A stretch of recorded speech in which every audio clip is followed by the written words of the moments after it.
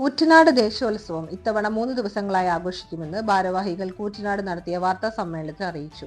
ഫെബ്രുവരി 4, 5, 6 ചൊവ്വ, ബുധൻ, വ്യാഴം തീയതികളിലായി കൂറ്റനാട് ദേശോത്സവം വിവിധ പരിപാടികളോടെയാണ് ആഘോഷിക്കുന്നത്.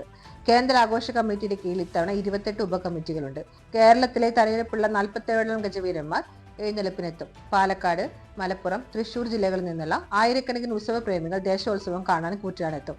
സുരക്ഷയുടെ ഭാഗമായി എല്ലായിടത്തും നിരീക്ഷണ ക്യാമറകൾ സജ്ജീകരിച്ചിട്ടുണ്ട്. പോലീസ്, വനം, ഫയർ, വൈദ്യുതി, ജലവകുപ്പുകളുടെ അനുമതിയോടുകൂടിയാണ് ഒരുക്കങ്ങൾ പൂർത്തിയാക്കുന്നത്.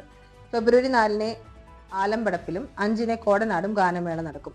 6 കൂറ്റനാട് വലിയപള്ളി പരിസരത്ത് നിന്ന് 6 മണിക്ക് ഘോഷയാത്ര തുടങ്ങി നഗരപ്രദക്ഷിണം നടത്തി രാത്രി 10 മണിയോടെ തൃത്താല റോഡിൽ വിശാലമായ പാടത്ത് സമാപിക്കും. തുടർന്ന് ഗജസംഗമം നടക്കും. ദേശോത്സവം വൻ വിജയമാക്കാൻ എല്ലാവരും സഹകരിക്കണമെന്ന് ഭാരവാഹികൾ പറഞ്ഞു. വാർത്താ സമ്മേളനത്തിൽ Ravi Kunnath, P Abdul Hameed, K V Gafoor, New Bazar, B Abdul Jabbar, T C Ajayan, Ravi Marath എന്നിവർ പങ്കെടുത്തു. നമ്മുടെ ഈ കൂറ്റനാട് ദേശീയോത്സവം 4, 5, 6 എന്നീ തീയതികളാണ് ഇവിടെ ഇപ്പോൾ തുടങ്ങാനിരിക്കുന്നത്.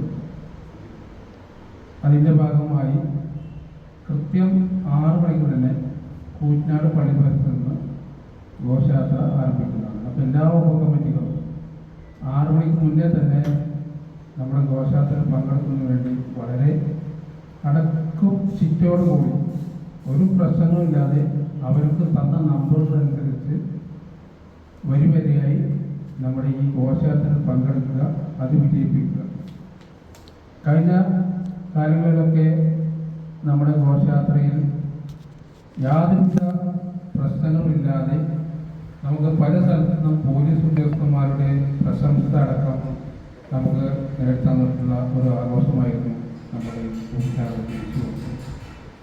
അത് നമുക്ക് വീണ്ടും അടുത്ത പ്രാവശ്യം ഇതിനെക്കാട്ടിലും വിപുലമായി നടത്താനുള്ള എല്ലാ സൗകര്യങ്ങളും അവരുടെ ഭാഗത്തുണ്ടാവും. ഉത്സവമാണ് ഫെബ്രുവരി 5, 6 തീയതികളിൽ നടക്കുന്നത്. അതിനുള്ള മുന്നൊരുക്കങ്ങളാണ് ഇപ്പോൾ നടന്നുകൊണ്ടിരിക്കുന്നത്.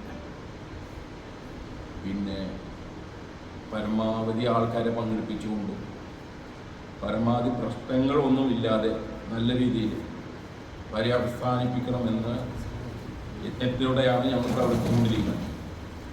ഇപ്പോൾ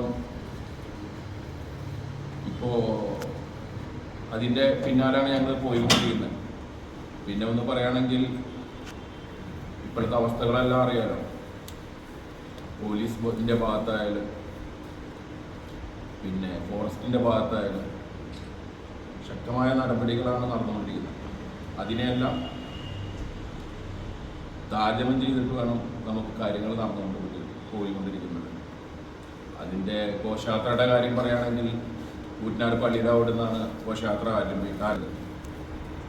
ഒരു കൃത്യം 6 മണിക്ക് ഘോഷയാത്ര ആരംഭിച്ച് പുലിവാടിക്കുളത്ത് പാടത്താണ് അവസാനിക്കുന്നത്. പിന്നെ അതിൻ്റെ കാര്യങ്ങളൊക്കെ സംസാരിക്കാൻ വേണ്ടിയിട്ട് ഞങ്ങളുടെ സെക്രട്ടറി രവിനെ സ്കൂളിൽ സംസാരിക്കുന്നു.